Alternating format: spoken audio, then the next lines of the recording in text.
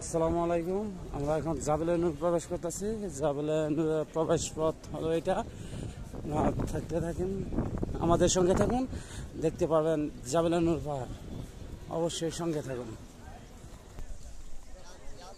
আজ পবিত্র রমজান মাস শেষ হওয়ার পরে ঈদের দিন আমরা রমজানের ঈদটা পালন করলাম কাবা ঘরের সামনে। এখন আমরা আছি ভ্রমণে জাবেলে নূর, যেখানে যে জাবেলে নূরের যে পাহাড়টি দেখতে পারতেছেন, এটা যেখানে নবীজি তার কাফেরের বয়ে পালিয়ে গিয়েছিল, যেখানে আত্মরক্ষা করছিল, সেই জাবেলে নূর। এখন আমরা পরিদর্শন করতে চাচ্ছি, অবশ্যই আমাদের সঙ্গে থাকুন। এটা হলো সেই জাবেলে নূর পাহাড়ে ওঠা প্রবেশ পথ। অবশ্যই সঙ্গে থাকুন, দেখতে থাকুন এবং সকলে শেয়ার করে দিন। যারা দেখে নাই তাদেরকে দেখার সুযোগ করে দিন। বিসমিল্লাহ। দেখুন কত উঁচুতে আমাদের নবীজি উঠেছিল। কাফেররা নবীজিকে মারার জন্য আক্রমণ করেছিল, তখন এই সে পাহাড়ে উঠেছিল। ওমা, এত খারাপ পাহাড়!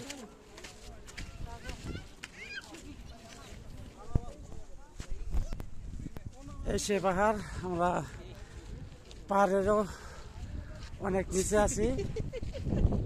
অবশ্যই যারা আসেন নাই তারা অবশ্যই আসবেন। খুব সুন্দর একটা জায়গা। এটা হলো সেই জাবেলে নূর পাহাড়। দেখেন, মনে হয় আকাশ চুম্বি চুম্বি ভাব। এখানে আমাদের নবীজি তার আত্মরক্ষা করেছিল। সেখানে যাওয়ার ইচ্ছা আছে বা আমরা যাইতেছি। অবশ্যই বাতাসের জন্য শব্দখানা বোঝা যাইতেছে না। সঙ্গে থাকুন, দেখতেছি।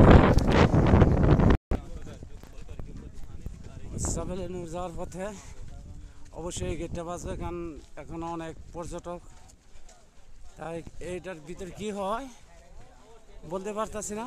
সঙ্গে থাকুন, দেখতে থাকি কি হচ্ছে এখানে। জাবেলে নূর পাহাড়ের ঢোকার প্রবেশ পথ। এটা একটা মার্কেট বা ছোট্ট দোকান।